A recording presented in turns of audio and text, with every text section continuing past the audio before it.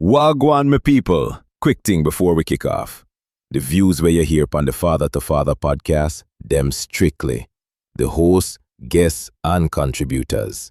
Them now represent Catholic Notebook, Spirit Stream Studios, the diocese, university, or any affiliated groups, you see me? And remember, this podcast is strictly for adult ears, so listen up with discretion. Welcome to Father, where life and faith meet. A place for the soul, where wisdom speaks. Hope in the message, strength in the beat. Welcome to Father, where life and faith meet.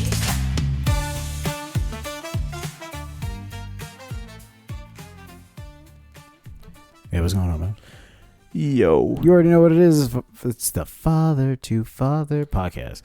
He didn't really have to sing. We have someone else to sing it for us. It's free. You know what? I just felt it in my heart.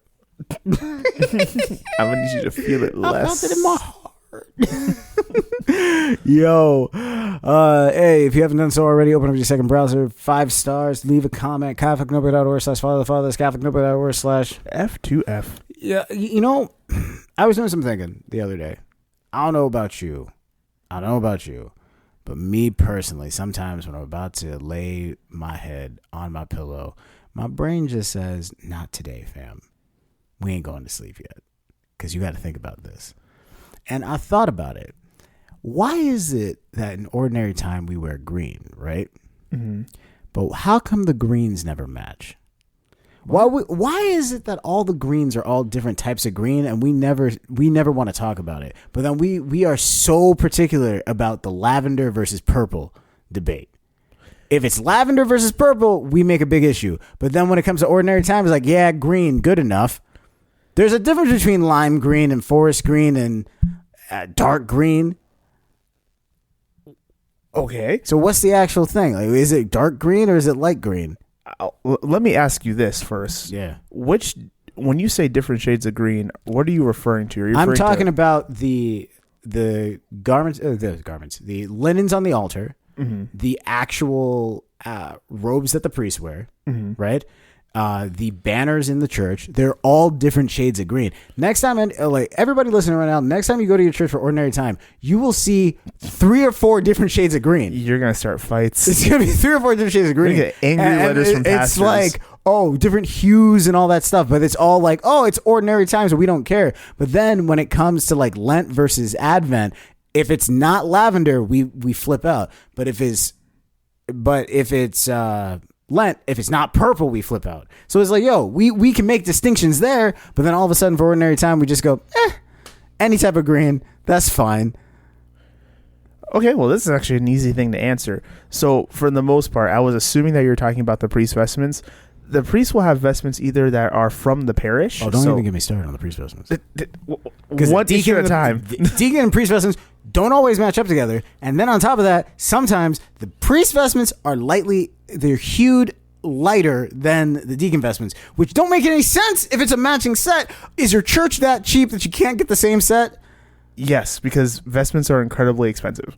And so what will tend to happen is that a parish will have sets of vestments for the priest. So the priest can go, he can come, he can leave, he can go be signed somewhere else and those vestments stay. Or he brings his vestments with him. If he brings his own vestments with him, it's not going to be cued to the rest of the vestments or hues or background colors of the parish because they're his. He didn't know that. He just bought what looked good or what he wanted. I will raise you one. Mm-hmm. I don't care what the vestment is. Every single Advent vestment out there is one color for lavender. Every single Lent vestment out there is one color for purple. Every single white, it's not beige, it's not cream, it's white. So how did we get to green and we just all automatically decide dark green, light green, teal, all of this is the same thing for us. We get so specific on everything else. Even the red vestments are different. The red vestments are all the same shade of red, and you get the different, you can have the different designs and all that stuff, but the base color for red is still red. But when you go to green, there's all different hues. Why is green the only one that's different? That's what I want to know. Don't give me, oh, you get the vestments from somebody else. Don't give me that because I know where to purchase it. I get the manual. I know where it is. You ain't talking to your regular schmegular parishioner. Don't act like that. So look me in the eye and tell me why you making the greens all different colors.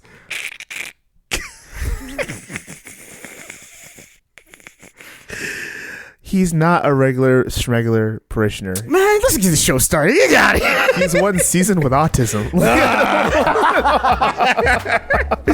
You ready to get started, bro?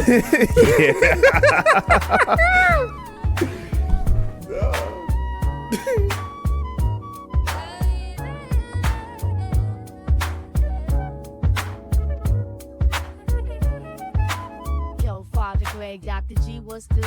I know it sounds clear, I know it's misunderstood. The story's wild, yeah, it's out there, no doubt. But just lean in close, just hear me out. You ready for hear me out? Hear me out. Yeah. But hear me out. 5 stars, you did nothing wrong. 1 star, got confessions on Thursdays. And if you church gives a confession on Thursdays, let them know. CatholicHoopers.org/ follow the fathers. CatholicHoopers.org/ F2F. But hear me out. I thought all gifts were supposed to be personal. No. It's literally no. They don't all have to be. I'm Sabrina, and my boyfriend's Ethan. We're literally opposite people, but in a way that I thought was balancing. He's very technology focused. He reviews AI systems, emerging tech for work. So his whole life is screens and processors and updates and all that. He genuinely enjoys it. He likes new things he likes trying new things before they become mainstream, just for the experience of understanding where culture is moving. Meanwhile, I'm very connected to natural energy and grounding practices. I do a lot of physical grounding outside, like barefoot grounding and reconnecting my nervous system to the earth's frequency. I'm very intentional about my spiritual alignment, especially during certain planetary transitions. Because energy shifts affect people more than they realize. Like during Venus retrograde, I get emotionally cloudy and overstimulated. But outside of retrograde periods, I absorb energy really intensely, especially through physical touch and natural environments. I'm also Catholic.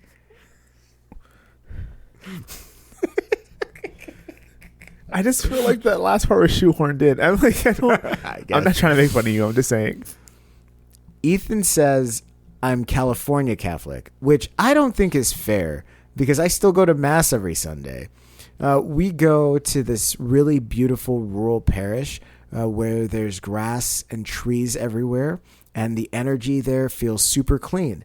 I actually love it because after Mass, I can go and dip my crystals in holy water outside and kind of spiritually reset them. There's something very healing about old churches and nature together. You can feel centuries of intentions in the wall. Anyway, Ethan always tells me that being around me helps him slow down.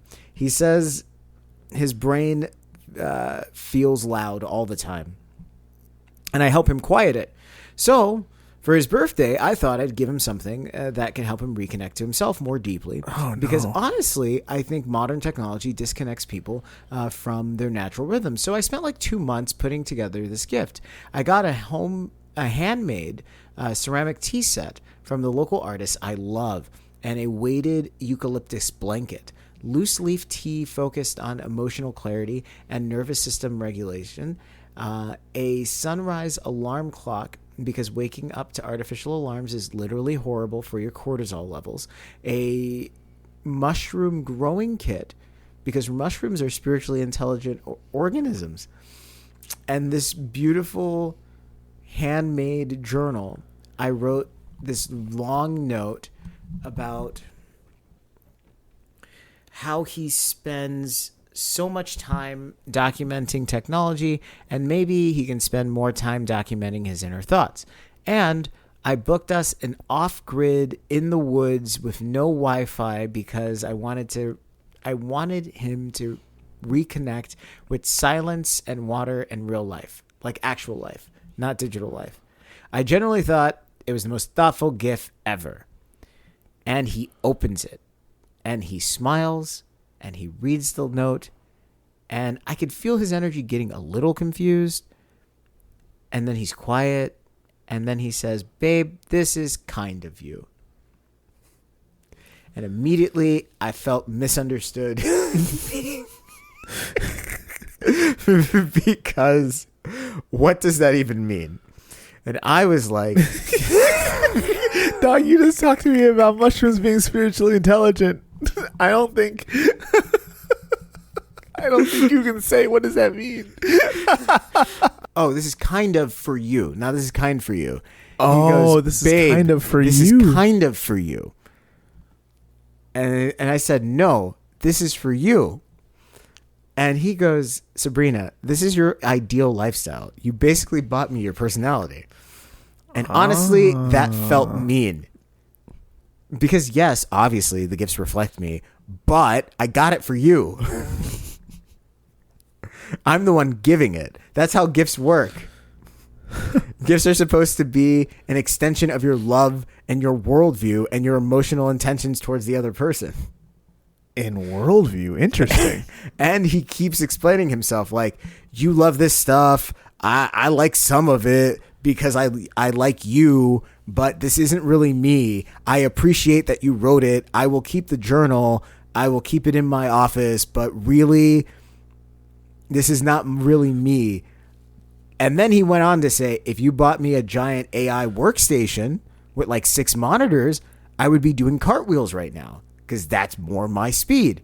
But I'm not thrilled, but I'm happy that you put a lot of time and energy into this gift. So I appreciate it. Internally, I said okay. Externally, I may have said a couple of explicitives. Doesn't seem like you're pretty grounded, huh? I'm sorry. That was a little bit much. Why'd you do that? And he literally just stared at me.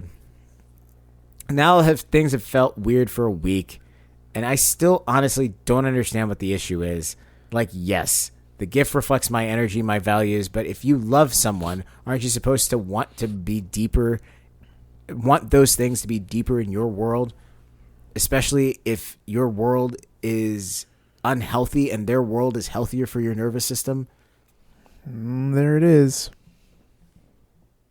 You recap? For everyone else, yeah. Basically, she is into crystals and playing Mancala with demons and crunchy lifestyle. And Extra crunchy. Homeboy Hard crunch. is into tech. And they're together. Yeah. And so, birthday coming up, she says, join the crunch. He's like, nah, fam. He's like, nah, I'm not joining any crunch. And she said an explicit, I don't know. And he just kind of stared at her like, I don't know what you want from me. Like, I'm not changing my mind on this. So you just gave me a gift, and the gift is for you. Yeah. Like, the gift is to make you comfortable. Which is fun. And he said, like, look, I appreciate that you put a lot of time and energy into it, so I will accept this as a gift that you're giving to me. But this isn't for me, and that's fine. So, what are your thoughts? I'll give you a runway. Well, man, let's start here. You acknowledged from the very beginning that you and your boyfriend are polar opposites, but it works because you balance each other out. Right. In this situation, by the end of the conversation, the end of this story, you are upset because you gave him a gift that you worked really hard on that moves towards the things that is part of your personality. And then you actively said that your lifestyle, your side of things is more healthy and his side of things is unhealthy. But he makes this his life because he enjoys it. He's good at it. Right. He puts energy behind it because of those two aspects. He enjoys it and he's good at it. And he's getting paid for it by work. And yes, and he's getting paid for it. So at the same time, to call his side unhealthy, genuinely unhealthy, and your side is more healthier, which means that you are putting your lifestyle over his. And whether you're not saying this out loud, but the underlying current is, I think that I'm better than you. And I know that sounds harsh. That sounds really harsh, and I know you don't want to say that, but how it's coming across is my viewpoint of things is more important. My viewpoint is more healthy. My viewpoint is more grounded. My viewpoint is more enlightened. Yours is not. You're in the dark. You don't know what you're doing. You're not connected. You don't know what you feel. And for that reason, I'm going to give you some of my light, some of my goodness, some of my good features. And you can get disconnected from the things that you're doing because that's not as important, even though you like it. And you can get connected to what I'm doing. But you also, at the very beginning, acknowledge that you're polar opposites. So if you're going to give someone a gift, first and foremost, you have to give them something that you think that they would like. You may not like the things that they like. It may not be your cup of tea. Quite literally, tea sellers, right? But It got to be loose. Loose leaves. Loose leaves. Like as soon as you said a place out there in the wilderness in the trees with no Wi-Fi, I'm like, he's gonna hate this. This is like, if you want to, like, what you listen, if you really wanted to mix the two, you could have had, let's go to a place in the woods, beautiful Wi-Fi spot, totally connected, but then you have periods of time where it's just you two going on a walk together. That'd be nice. And then you can rent a trailer that he's fully connected, and then you can go on walks and do your nature stuff. You can come back in, and then you guys do something together, and then you sleep in the trailer. Like, okay, cool. That would have been a healthy compromise. Absolutely. Where, like, okay, cool. He's still doing the things that he likes. You're still doing the things that you like. Right. And you're engaging in a format that makes sense. But what doesn't make any sense is basically, you need to love me more by doing more of my stuff. Also, Venus is in retrograde. That's why I'm short-circuiting. But also, and this is just a sad caveat. I'm really happy that you're going to mass every single Sunday. That's cool. That. Like, also, like, yeah, for big ups. Yeah, keep that going. Not a lot of Catholics going to mass every Sunday. So the fact that you're going to mass every Sunday, we ain't ragging you on that. Exactly. Just leave the Mancala demon crystals at home. Like, yeah, don't dip the crystals in the holy water. Like, please don't. Like, that type of thinking and religiosity don't go together. Like, you leave the crystals out of it, leave the tarot cards out of it, leave any kind of seances out of it. It's not necessary. Like, the earth is not a god. God is God, and he created the earth. Can I ask you a question? And this would be the natural question that a lot of people have, because, like, some people aren't crunchy, but people do have, like, that natural, like, hey, I'm really into this, and I want to introduce this to my spouse, and I'm thinking about getting a gift that's thoughtful, but it's very much in my wheelhouse centric type of thing. Right. And let's say it goes over well, let's say it doesn't go over well, whatever. This whole intentionality thing, right? I'm intending for it to go over well. I'm intending for things to do, like, I'm truly spending a lot of time and energy developing this gift. How do you balance that out spiritually, where you're like, I'm doing something for someone else, but I'm dragging that person into my life, or like my wheelhouse, rather than me stepping into theirs? Like, how do you balance that out? Well, I think that's good. That's a good question. I think it's good discernment. And I say with good discernment, starting particularly, we hear in Scripture over and over and over again, especially in the book of John, of Jesus speaking about the Father and the Holy Spirit, the advocate, they would say, right? And he says that my will and the Father's will is one.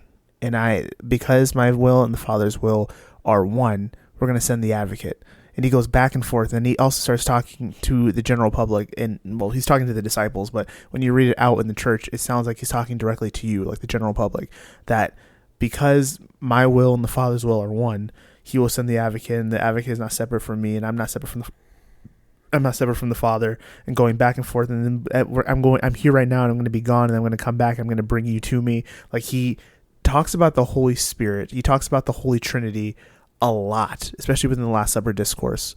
And all that is to say, when we talk about being in line with God's thought, aligning our wills with God's will, that's when saints get created. Right. That's what it is. A person who is able to align himself more and more day by day with God the Father's will. And if you can do that, you will do incredible, amazing things, and God will let you do that in his name. Now, where this comes with discernment is used within trying to align our wills with God's, but also if you're trying to align your intentions, particularly with God, and say, I want to get a gift for my spouse. I love my spouse. I know all these things about my spouse. Lord, allow me the ability to give good things to the person that I love.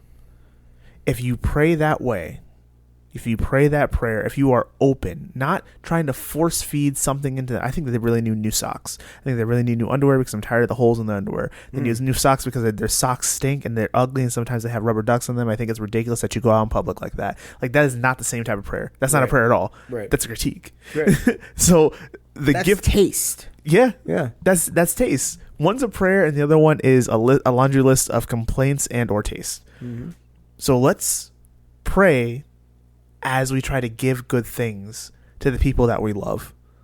Because as it says in scripture, what father would give their child a snake when they ask for an egg? There's a receptivity of knowing that the father gives good things. If you want to give something good to your spouse, you're more than able to do it. But give them goodness and don't give them wrapped up passive aggression. Give them goodness and don't give them impatience. Give them goodness and don't give them, I've been telling you to get this for years now. I'm just going to hurry up and get this for you because I know that you need it. Give them goodness and don't give them an underhanded punch to the face. I'm not saying that's what you're giving them, but there's a lot of people out in this world that I've seen, that I've experienced, I've been there for, or they've directly told me, yeah, you know, I just don't like the way he dresses. So I got him, you know, some new shoes because his last pair of shoes, they're terrible. All right. Did he like them? Well, no. Was there a reason that he wanted to use his old shoes? Well, maybe there was a reason, right? Yeah, but they're ugly, Father. I know they are. But they're also not leading you to hell. So how about That's true. That's true. Goodness gracious. Yeah. So what do you give it? I give a 3. Because I give a 3 and then I take a man call attacks so that it goes down to a 2. I will. The hard part is, I think if I were able to ask her more questions and figure out what is behind the reason she gave this gift, like the real reason, because there's not a lot that's in that particular writing that tells you why she gave what she gave. And on the surface, it's, well, these are things that are really going to help him. And she said towards the end, I want you to be more connected into nature because what you're connected into right now is unhealthy. The alarm clock is gonna be terrible for your cortisol levels. This, that, and a third. If I knew for a fact that she thought, because I don't, if I knew for a fact that she thought that everything that you do in this, that you're connected to, and what you spend your time on is unhealthy, then I would give her a 2. I think that's what's happening, but I don't know. So I'm going to go ahead and go with a 3. Okay. All right. Did we get it right? Did we get it wrong? Catholic Father, Catholic.org/F2F. F2F. There we go. Yo, Father Greg, Dr. G, what's good? I know it sounds clear, I know it's misunderstood. The story's wild, yeah, it's out there, no doubt. But just lean in close, just hear me out. Hear me, hear me.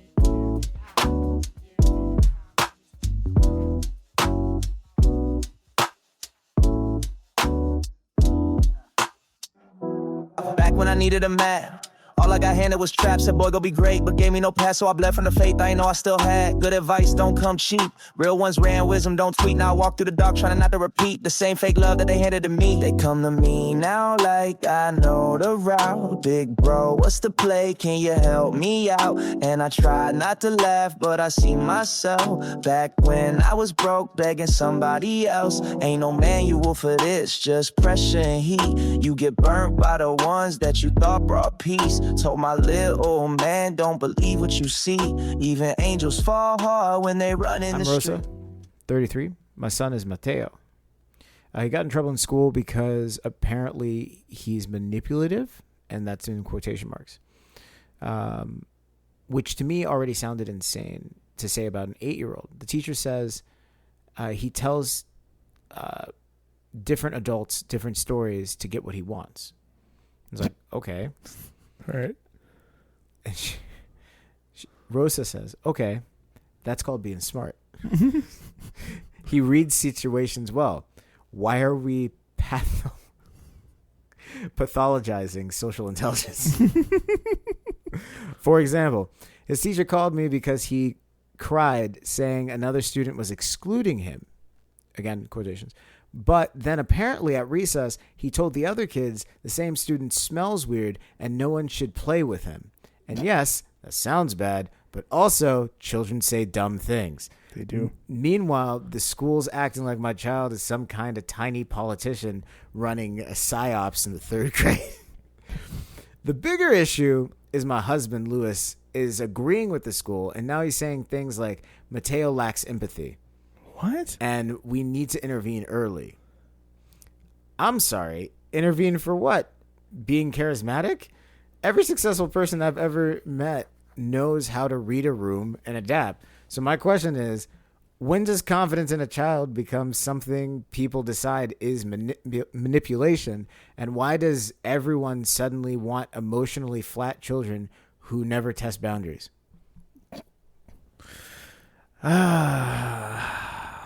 Gracious, that's a good question. Yeah. Well, I'm going to give it from my perspective, but ladies and gentlemen, Dr. Gio is a daddy, and I am... Yo. I am a father of 2 children, yes. No, you're somebody's daddy. Yeah. Yo. And I'm everyone's papa. We're not the same. We are not the same. We are not the same We are not the in same. that aspect. Therefore, I'm going to go ahead and give you what my answer is, and I'll let him answer this as a father of 2 children. But I'm going to go ahead and say, sometimes these administrators they're all trying their best to be able to be there for your kid. I'm not saying that your kid is manipulative. Probably far from it. We're talking about these examples are a kid realizing, if I say the right thing, I'm going to get the thing that I want. Kids do that. Yeah. You have no idea how much children watch, because they can't really even speak well yet, right? An 8-year-old is still thinking about their words and messing things up. They sit and observe their parents, their family, their friends, their classmates, all that every day, all day, every day, just wide open eyes. And they're going to observe and notice little inconsistencies and discrepancies with human beings before probably you even will. Mm-hmm. So why are they manipulative in quotes here? They haven't really figured out the morality of what is okay to lie about and what's okay to say to other people about, and how to maneuver through life. They're figuring that stuff out. This is when you need your parents. This is when you need your good examples. This doesn't mean that Mateo, this individual, is manipulating. It means that he's observing, and now he's speaking to the observances because he wants to get the things that he wants. Mm-hmm. Here's my thing. This is where schools tend to project onto children things that they're not actually doing. And they make them think abstract. They project onto them abstract thinking when there's not actually abstract thinking going on. Mateo's 8 years old. He doesn't understand the concept of someone outside of himself. So the idea of like planning multiple steps ahead and the concept of manipulation, that's not a real thing. And so when you think about child psychology, it's one of those things where the adults project onto children what they would do and interpret what the children are doing as mini adults. And now they're saying, oh, this is inappropriate because you're manipulating. No, they're mimicking what they're seeing. That's what they're doing. It's emulation, imitation, mimicry. They don't know. In reality, you have to have clear rules. So you have to identify what exactly did he do that was wrong. So, did he get hit by someone or did he not get hit by someone? If he got hit by someone and he went to tell the teacher, hey, I got hit by someone, that's one thing. But if he didn't get hit and he said, I got hit, then you can say that don't do that. It's a black and white thing. Yeah. Children at a young age, pretty much up until they get to about like 13 years old, don't understand outside of black and white thinking. That's why you have to tell them what to think at a young age. And then by the time they get to 12, 13 years old, then they start to learn how to think. And this is where a lot of parents mess up. They're like, oh, I don't want to interfere in my kid's ability to think. But your kid doesn't know how to think. They don't have common sense. Mm-hmm. They literally are a white sheet of paper that if you don't fill in the box, if you don't outline, these are the rules, these are what you should do, what you can't do, if you don't say no or yes or narrow it down to this is right, this is wrong, someone else will. Yeah. And then they will go based off of that. And so that's why later on, when kids are older, you see a disconnect because parents are like, oh my gosh, I'm having such a rebellious kid. It's like, no, you're not. You're having a kid that is reflecting your environment and you don't like your environment. And now you're pushing back on your environment. And the kid's like, but you're doing what I'm doing and you're telling me what I'm doing is wrong, but I'm watching you do it. So why is it okay for you and not okay for me? And the answer is because I said so. Mm-hmm. And it's like, but what? You're being disrespectful. You're being disrespectful. It's like, but what are we doing here? Mm-hmm. If you didn't want me to do it, then you stop emulating it. And this is where parents, like when it comes to house rules, if it is a house rule, everyone follows it, including the parent. Yep. And so there is a difference between kids and parents for sure. But house rules, everyone follows. If there is a kid rule, then the kids follow. Mm-hmm. If there's an adult rule, the adults follow. But so you keep those levels of consistency, keep it black and white. And so with this situation, here's what I'm saying. I would really sit down with the school and say exactly what did he do that was wrong? What did this happen? Did this not happen? Let's strip away some of the abstract language in talking about manipulation because he doesn't know what manipulation is. Mm-hmm. And realistically, a lot of these schools don't know what manipulation. They use a lot of words that they don't have defined anyways. Mm-hmm. Because I'm sorry, when you say manipulation, if you're talking about it in its definitional sense, manipulation is done by everyone. Advertising is manipulation. It's encouraging an environment to move in a particular direction. So when you see a big juicy burger on TV, it's trying to manipulate the environment to say, eat me. Right? Yeah. When you see McCafe. McCafe and it's just black people with quarter zips, you're like, you know what? I gotta be educated to drink at McCafe. I can't be like just regular schmegular on the street drinking McCafes. Gotta listen to slow jazz. I gotta listen to slow jazz and have dreads. I can't do that. I mean, like it's a thing. So go to the school, sit down with them, ask them, okay, what is actually going on? And then what is he doing that's incorrect? Not how are you feeling about it, but what specifically is he doing that's incorrect? What should he be doing? Have them explain it in black and white terms. If they're unable to explain it in black and white terms, it's a non-issue. It's just them trying to basically cherry pick a child into being more like a Ken doll and saying, oh, we can control everything, rather than realizing it's a child. They're going to make mistakes. They're going to do whatever. You need to have clear things that we can follow. Otherwise, it's not going to work. That's it. I get real upset with these types of things because a lot of schools overreach. And it's just like, for example, the no bullying policy type of thing, or like we have a zero tolerance on fighting. Well, there should be some tolerance. Because if a bully comes and punches me in the face, that's a problem. Yes, because if I defend myself, punch and leave, why am I getting suspended along with that person? That doesn't make any sense. Well, now we got cameras in the hallway, so now we can got actually cameras go back and. Yeah, but you still got like no, you should have ran away. Whoever asks for advice and they laugh at you or worse. They give it with strings attached. I learned some people don't help to help, they help to hold you.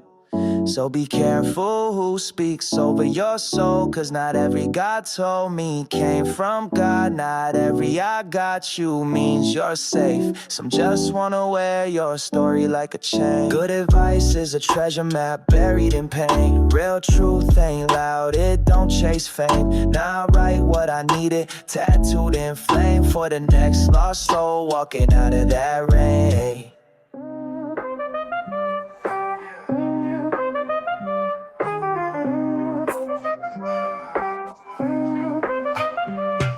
All right. The Kevin Over Region team did their 1-2 thing.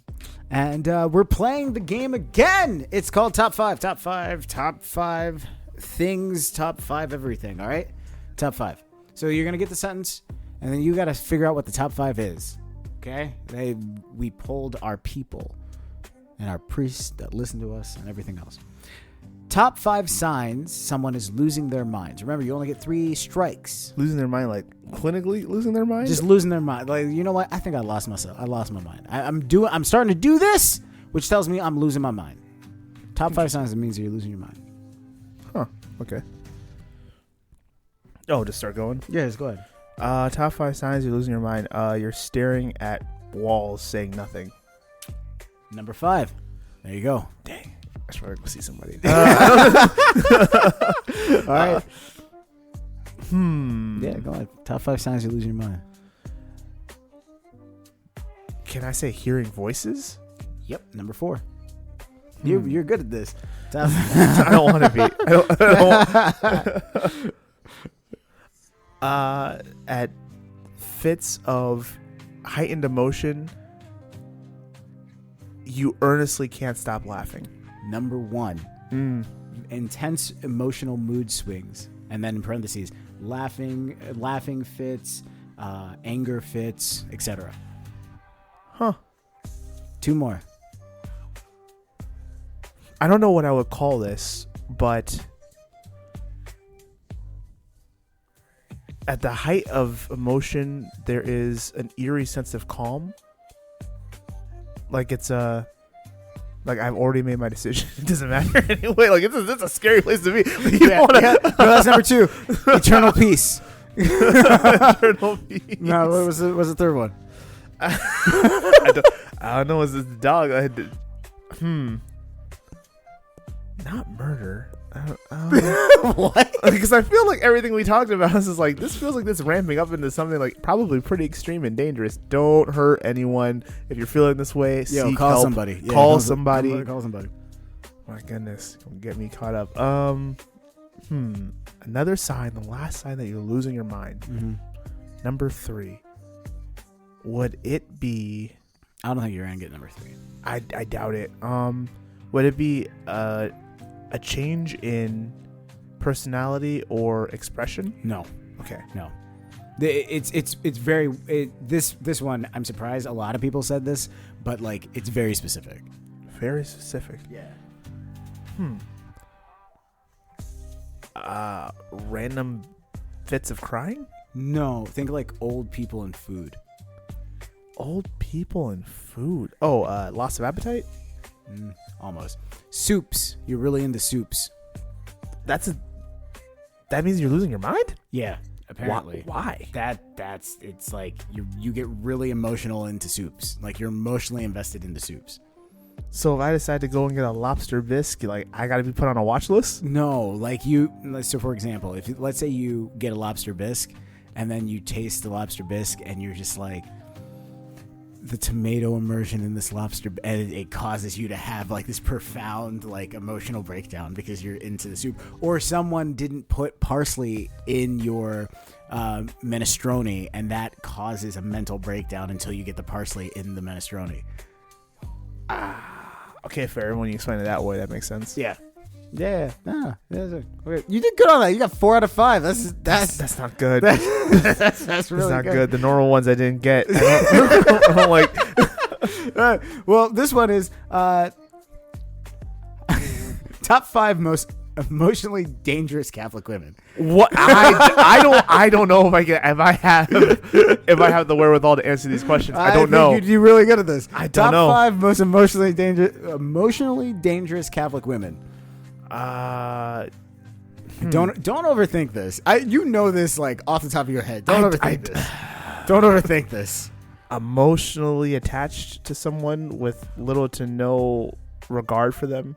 No. Oh, thank goodness I got this wrong. I feel like you did that on purpose. I'm just You're throwing it on purpose. I'm just throwing out silhouettes. What do I know? Mm-hmm. Emotionally dangerous. Oversharers? Yes, that's number 5. Those who are overly engaged, or not overly engaged, but overly set on marriage, regardless of the consent of the individual. That's number 4. That is number 4. Oh. Let's see. Emotionally dangerous. I'm going to go ahead and go on a limb and go with toxicity, like very toxic individuals who use information on No, them. you got 2 strikes. Oh, thank goodness. Okay, one more. Let's see. Emotionally dangerous. I feel like there are people who are listening to this right now who are screaming. Yeah, they're screaming at their like, phones like, you know exactly who it is. Stop messing around. because Jessica said. Like, yo, I don't know who Jessica is. I'm just giving out general things. Father Greg has been celibate for years. I don't know. Come on. Emotionally dangerous. Emotionally dangerous. Mm-hmm. Oh, what about the individuals who look up exes, like, No. categorically? That's not Thank it. goodness. All right, cool. I don't have to do this anymore. Yeah. Number 3, the quiet choir lady. Quiet choir. She's, and it says underneath, specifically the one that is single and is over 30. It's very specific. Yep. Number 2, recently divorced. I mean, that doesn't have to be. Recently divorced mother. That doesn't have to be. That's what it They're says. emotionally dangerous. Recently divorced mother. She's a Catholic recently divorced mother. That's emotionally dangerous. Maybe. That's what it says. Maybe. That's I what don't it know. says. And number 1, retired Catholic school teacher.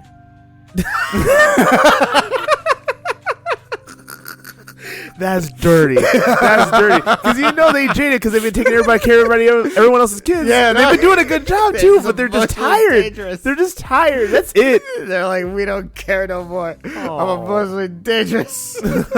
Oh, yo. Yeah. No. Okay, we can do one more and then we'll get out of here. Oh, goodness. Let's do this one. Top 5 things that make a person instantly more attractive. Stability. Financial stability. That's number 5. Yep. No, stability in general. Oh, stability in general. Just stability in general is number 5. Dang. All right. Just having your stuff together is number 5. All right. I don't know. Good looks. That is not on the list. Okay. Interesting. Make someone more. They're liked by the other person's parents. No. They are kind to waiters. Yes, that's number 4. Kind to other work staff. Okay. That's basically what it is. I'm gonna go with this generation and say that they have a good relationship with their pet. No. Oh. Missed all 3. Okay. So, number 3 is good posture. Good posture. Then I want to date Gru. Number 2 is having a bank account. Having a bank account? I'm gonna sound like an old man. Like I feel like that's a really low bar. I feel like everyone has a bank account. Nope. They just keep their money in their mattress? A lot of young people don't have bank accounts anymore. It's okay. All right. Yep. And number 1, competence under pressure. That says something about what people are looking for these days. Also, it says where they are in life. Yeah. They want a partner that can handle life with them. And if they can't handle life with them, they can at least handle them. Yeah, you see, like, the whole competence under pressure, in my head, I'm just thinking, like, a high-stress situation. It's just like, who are you? Where are you? Like, that's what I'm thinking. And I'm just like, because if you think about it, like, what kind of stressful situations are you finding yourself in regularly that you need someone to be competent in? Like, Are you going to go for the matcha? Are you going to get the matcha today, or are you not going to get the matcha today? No, I'm not getting matcha today. But there's a line behind you. You got to hurry up and figure it out. Yeah, I don't want matcha. Just give me an Americano straight. No cream, no sugar, just black. Look at that stud. I don't know. I don't like. I feel like this is really easy, but maybe I'm wrong. Like, you tell me. You tell me. I don't know. Yo, let's get out of here. Yo, it was a good show, ain't it?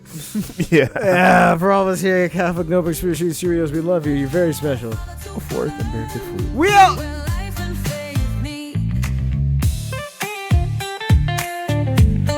Father to Father is a production of Spirit Stream Studios. All rights reserved.